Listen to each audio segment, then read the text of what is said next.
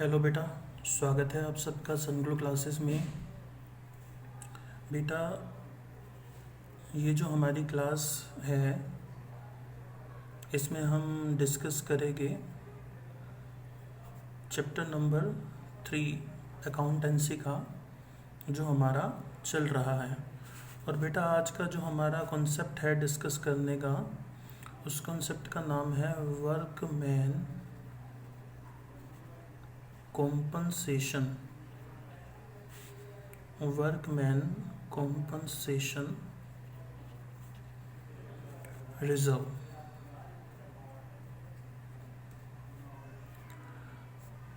बेटा, इस चैप्टर में और आने वाले सभी चैप्टर्स में आपको ये वर्ड कई एडजस्टमेंट में मिलेगा। पहले हम समझते हैं कि वर्कमैन कॉम्पनसेशन रिजर्व क्या होता है। बेटा, वर्कमैन कॉम्पनसेशन एक स्पेसिफिक रिजर्व है।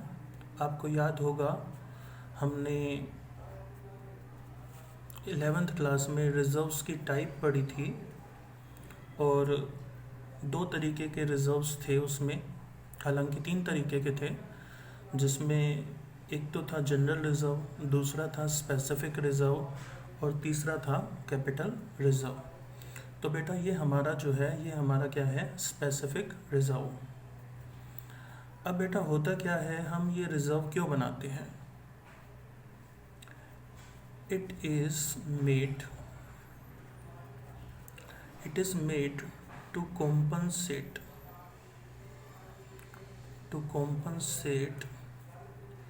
any unexpected loss.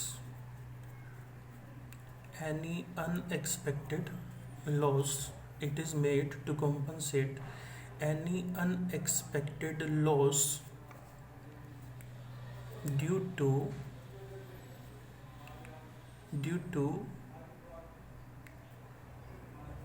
accident. It is made to compensate any unexpected loss due to accident which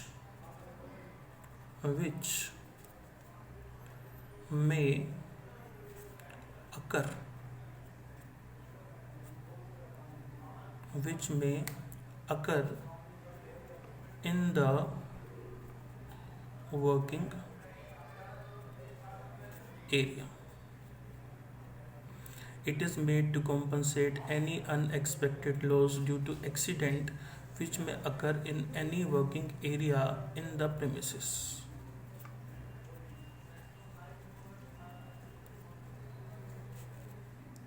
तो बेटा कि इसमें होता क्या है कि जब कोई वर्कर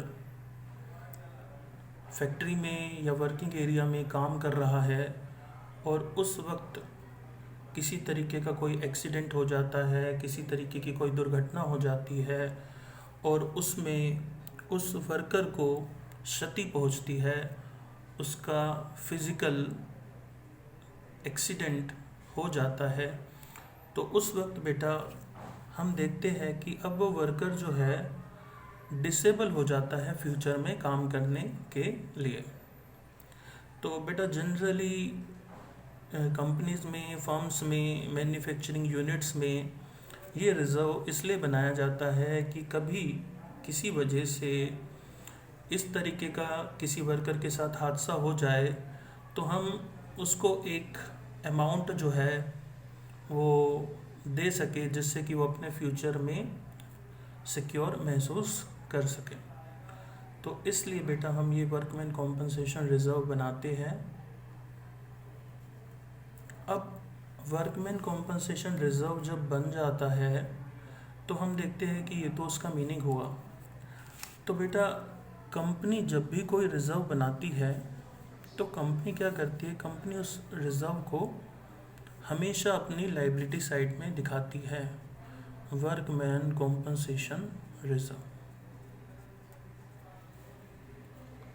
तो ये लायबिलिटी साइड में हमेशा शो होता है। ठीक है सर। अब आप देखेंगे कि ये रिजर्व बनते कहाँ से है बेटा। जितने भी रिजर्व होते हैं ना, वो बनते हैं हमारे P&L अकाउंट से। जितने भी हमारे रिजर्व्स होते हैं वो P&L अकाउंट से बनते हैं, अगर आप सोल प्रोप्राइटरशिप की बात कर रही हो। लेकिन अगर आप पार्टनरशिप की बात कर रहे हैं, क्योंकि अब हमारा जो टॉपिक पार्टनरशिप का चल रहा है, तो हमारे यहाँ पर क्योंकि P&L अप्रोप्रिएशन अकाउंट भी बनता है पार्टनरशिप में, इसलिए हम जो वर्कमैन कॉम्पनसेशन रिजर्व है वो P&L अप्रोप्रिएशन अकाउंट से बनाते हैं। यानी कि यहाँ से हम पैसा निकालते हैं और उस पैसे को हम कहाँ डाल देते हैं, वर्कमैन कॉम्पनसेशन रिजर्व अकाउंट में। आपको याद होगा कि जब हमने P&L अप्रोप्रिएशन अकाउंट की बनाया था, तो इसमें यहाँ पर हमने एक रिजर्व का भी कॉलम बनाया था। तो बेटा P&L अप्रोप्रिएशन में जब हम रिजर्व्स जो है बनाते हैं तो उसे हम यहाँ लिखते हैं। और मान के चलो हमने वर्कमैन कॉम्पनसेशन रिजर्व बनाया है, तो बेटा हम कहाँ लिखेंगे, यहाँ पर टू वर्कमैन कॉम्पनसेशन रिजर्व। जो भी हमारा अमाउंट होगा वो यहाँ पर जो है वो आ जाएगा। ठीक है सर, हम आपकी बात समझ गए। अब बेटा जब हम यहाँ पर वर्कमैन कॉम्पनसेशन रिजर्व लिखते हैं, तो दूसरी तरफ बैलेंस शीट में ये कहाँ पर आता है बेटा, यहाँ पर। ठीक है सर। अब बेटा मान के चलो मैंने जो रिज़र्व बनाया था यहाँ पर, मैं उसको चलो अमाउंट दे देता हूँ। मान के चलो हमने 90,000 का रिज़र्व बनाया है, तो हम यहाँ पे भी कितना लिख रहे हैं, 90,000। अब बेटा हम इसकी देखते हैं अकाउंटिंग ट्रीटमेंट क्या होती है। बेटा क्वेश्चन में आपको अगर यहाँ पर वर्कमैन कॉम्पनसेशन रिजर्व दिया हो, तो उसके बाद क्वेश्चन में आपको 3 तरीके की कंडीशंस आती हैं। बेटा मान के चलो इस साल आपने 90,000 का रिजर्व बनाया था और इस साल किसी भी तरीके का कोई एक्सीडेंट नहीं हुआ। It means if workman compensation claim is nil. पहला केस, वर्कमैन कॉम्पनसेशन क्लेम क्या है, नील है। दूसरा केस बेटा ऐसा भी हो सकता है कि इफ़ वर्कमैन कॉम्पनसेशन क्लेम, मान के चलो आपने जो क्लेम इस साल एक एक्सीडेंट हुआ था और उसमें जो है आपका क्लेम कितना आया है, 60,000। ऐसा भी हो सकता है। एक बेटा तीसरा केस भी हो सकता है, if workman compensation claim is equal to 1,20,000। ठीक है सर। तो बेटा ये हमारे पास 3 केस जो है वो हमारे पास अकाउंटिंग करते वक्त ये सामने आ सकते हैं। अब बेटा हमें करना क्या होता है, हमें ये करना होता है कि हम एक एक केस करके देखते हैं। बेटा हमें क्या करनी है, हमें बेटा जर्नल एंट्री करना सीखना है कि हम जो है डिफरेंट केसेस में क्या क्या जर्नल एंट्री पास करेंगे। ठीक है सर। बेटा अगर पहला केस जो है, मान के चलो आपने वर्कमैन कॉम्पनसेशन रिजर्व 90,000 बनाया है और हमारा जो है वो प्रॉफिट शेयरिंग रेशो चेंज हो रहा है। प्रॉफिट शेयरिंग रेशो जो है वो चेंज हो रहा है। आप सब जानते हो प्रॉफिट शेयरिंग रेशो चेंज होने का मतलब क्या है, रिकॉन्स्टिट्यूशन।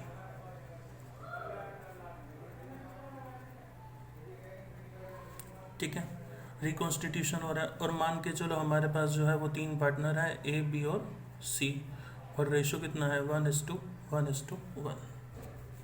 ठीक है सर। तो अब बेटा होगा क्या, अब अगर आपका फर्स्ट केस हम देखते हैं, अगर आपका क्लेम जो है वो नील है, तो बेटा ऐसे केस में जहाँ पर आपका क्लेम नील है, क्लेम का मतलब क्या है, मतलब कोई एक्सीडेंट नहीं हुआ है, किसी तरीके का कोई नुकसान नहीं हुआ है, हमने तैयारी करके रखी थी नुकसान की, बट नुकसान नहीं हुआ। तो ऐसे केस में बेटा आप क्या करते हो, ऐसे केस में आप वर्कमैन कॉम्पनसेशन का जो रिजर्व है उससे बेटा आप ओल्ड रेशो में बांट देते हो। आप देखिए क्या एंट्री बनेगी, एंट्री बनेगी workman compensation reserve account debit, workman compensation reserve account debit to A, to B and to C. तो बेटा हम क्या करेंगे, ये जो हमारा 90,000 का रिजर्व है इसे हमने बेटा बांट दिया है। कैसे कैसे बांटा है, इसे हमने तीनों के बीच में बांट दिया। एंड आपको एक चीज़ ध्यान रखनी है, बटेगा हमेशा ओल्ड रेशो में। ओल्ड रेशो में किस लिए बटेगा, क्योंकि ये रिजर्व जो है ये पहले का बना हुआ है, ये तब का बना हुआ है जब हमारा रेशो चेंज भी नहीं हुआ था। तो क्योंकि ये रेशो पुराना बना हुआ है इसलिए हम इसको ओल्ड रेशो में बांटते हैं। तो हम देखते हैं कि एक हिस्से में कितना आएगा, 30,000। अगर तीनों का रेशो इक्वल है तो तीनों के हिस्से में कितना आएगा, इतना इतना। ठीक है सर, ओके। अब बेटा दूसरा केस देखते हैं। दूसरे केस में बेटा हमारा क्या है, if workman compensation claim is 60,000। अब आप देखेंगे कि इस केस में हमारा क्या हो रहा है, इस केस में हमारा नुकसान हो रहा है 60,000 रुपये का। हमने बेटा एक तरीके से आप ये समझना, आपने नुकसान के लिए क्या कर रखी है, ये सेविंग। जैसे सभी लोग करते हैं ना, फ्यूचर के नुकसान से बचने के लिए कुछ सेविंग, तो एक तरीके से हमने 90,000 की सेविंग कर रखी है, लेकिन 60,000 का नुकसान हो गया। तो ऐसे केस में अब आपको एंट्री कैसे पास करनी है, workman compensation reserve account debit. अब बेटा workman compensation reserve account debit क्यों होता है, आप हमेशा अपने दिमाग में एक चीज़ समझ लीजिए। ये जो है ना बेटा 90,000, ये 90,000 इज़ योर लाइबिलिटी। आपको दिख रहा है क्योंकि मैंने लाइबिलिटी साइड में लिख रखा है, तो ये हमारी लाइबिलिटी है। एंड लाइबिलिटी का हमेशा बेटा क्या होता है, क्रेडिट बैलेंस। और अगर आप लाइबिलिटी को ख़त्म कर रहे हैं, बांट के ख़त्म कर रहे हैं, तो आपको लाइबिलिटी को ख़त्म करना है, तो लाइबिलिटी को क्या करना होगा, डेबिट। इसलिए वर्कमैन कॉम्पनसेशन रिजर्व को क्या करना होगा, डेबिट। इसलिए बेटा हम यहाँ पे वर्कमैन कॉम्पनसेशन रिजर्व को डेबिट करते हैं। याद रखना है यहाँ पे आपको वापस से लिखना है 90,000। ठीक है सर। उसके बाद जो नुकसान हुआ है ना बेटा, आपको उसे लिखना है to workman compensation claim account, to workman compensation claim account. और यहाँ पर आपको लिख देना है, हालांकि आप यूँ लिखिएगा to provision for workman compensation claim account. यहाँ पर आपको लिखना है बेटा 60,000 रुपये। तो बेटा 90,000 आपकी सेविंग थी, जिसमें से 60,000 का नुकसान हो गया, तो अब बचे कितने हैं, आप कहेंगे कि सर हमारे पास 30,000 बचे हैं। तो बेटा अब 30,000 जो बचे हैं वो आप बांट देंगे ए, बी और सी में, क्योंकि आप देखिए जितने भी रिजर्व्स होते हैं उन पे पार्टनर का हक होता है। अब क्योंकि हमारे पास रिजर्व 90,000 था, लेकिन उसमें से 60,000 का नुकसान हो गया, तो अब 30,000 जो बचे हैं वो पार्टनर्स अपने बीच में बांट लेंगे। तो तीनों के बीच में ओल्ड रेशो में बांट देंगे, तो तीनों के हिस्से में कितना आएगा, 10,000, 10,000 और 10,000। ठीक है सर। तो इस तरीके से ये काम करता है। ठीक है। और अब आप देखिए तीसरा केस। बेटा तीसरे केस में आपने क्या देखा था कि हमारा वर्कमैन कॉम्पनसेशन क्लेम कितना है, 1,20,000। अब बेटा जब आपका क्लेम 1,20,000 का होगा, लेकिन आपके पास सेविंग तो कितनी है, 90,000 रुपये। इसका मतलब आपने 90,000 अलग करके रखे हुए थे, सेविंग करके रखे हुए थे, लेकिन आपका नुकसान कितना हो रहा है, 1,20,000 रुपये। फैक्ट्री में कोई एक्सीडेंट हो गया जिसकी वजह से आपका 1,20,000 का नुकसान हो गया। अब आप क्या करेंगे, अब आप देखिएगा कि जर्नल एंट्री क्या होगी, workman compensation reserve, workman compensation reserve account debit. बेटा ये तो फिक्स है, ये तो 90,000 डेबिट होगा ही। आप देखिए तीनों केस में मैंने हमेशा यही लिखा है, workman compensation reserve debit, workman compensation reserve debit and workman compensation reserve debit, 90,000, 90,000 and 90,000। बेटा याद रखना ये हम तीनों अलग अलग केस कर रहे हैं। अब बेटा आप देखेंगे कि हमारा क्लेम कितना है, to provision for workman compensation claim. आप देखेंगे कि आपका क्लेम कितना है, 1,20,000 रुपये। आपके पास सेविंग है 90,000 रुपये की और आपका लॉस कितना हो रहा है 1,20,000 रुपये। आप मुझे बताओ, आप मुझे जवाब दो, क्या हमारे पास बांटने के लिए कुछ बचेगा? यहाँ पर तो 90,000 रुपये का सेविंग थी, रिजर्व था, और 60,000 का लॉस हुआ था, तो 30,000 हमने बांट दिए थे। बट यहाँ पर ऐसा नहीं हो सकता। हमारे पास सेविंग कितनी है 90 की, लेकिन बांट कितना रहे हैं 1,20, तो पार्टनर्स को तो कुछ नहीं मिलेगा। अब आपके पास क्वेश्चन उठेगा कि सर आपके पास 90 है, अगर आपका नुकसान 1,20 का हो रहा है तो बाकी का 30,000 रुपये का नुकसान जो है वो आप कहाँ से पूरा करोगे? तो बेटा उसके लिए अब आप देखो, जब भी हमारी, याद रखना आप ये बात, जब भी हमारी कोई रिजर्व, जिसको हम सेविंग भी बोलते हैं तरीके से, बेसिकली तो टेक्निकली रिजर्व बोलते हैं, तो जब भी हमारी रिजर्व या सेविंग शॉर्ट पड़ जाएगा तो बेटा वो जो शॉर्ट पड़ जाएगा ना, वो अमाउंट बेटा हम रीवैल्यूएशन अकाउंट से लेंगे। आपको ये बात हमेशा ध्यान रखनी है, जब भी पैसा शॉर्ट पड़ेगा हम रीवैल्यूएशन अकाउंट का यूज़ करेंगे। रीवैल्यूएशन का अकाउंट क्या होता है, इसका क्या मतलब होता है, ये अभी हम आने वाले लेक्चर्स में इसके बारे में डिटेल में पढ़ेंगे। लेकिन आप ये समझ लीजिएगा अभी इस वक्त कि अगर आपकी सेविंग शॉर्ट पड़ गई तो आपको रिवैल्यूएशन अकाउंट का यूज़ करना है। जब हम रिवैल्यूएशन अकाउंट के बारे में समझेंगे तो मैं दोबारा से आपको यहाँ पर इस कॉन्सेप्ट को लिंक करवाऊँगा।